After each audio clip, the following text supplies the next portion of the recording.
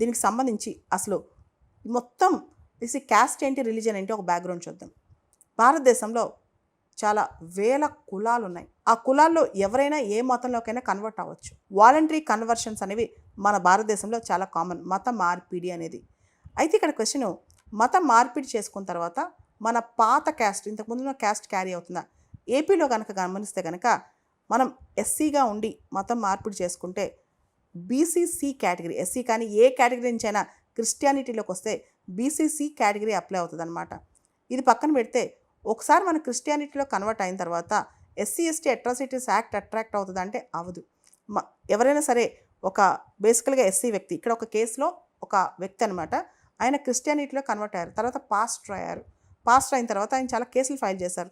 SC ST atrocities యాక్ట్కి సంబంధించి చాలామంది ఆయన్ని క్యాస్టిస్ట్ రిమార్క్స్ చేస్తున్నారని, క్యాస్టిస్ట్ లాంగ్వేజ్ వాడుతున్నారని, అసాల్ట్ చేస్తున్నారని, ఇలా రకరకాల కేసులు ఎస్సీ ఎస్టీ అట్రాసిటీస్ యాక్ట్ కింద పెట్టారు.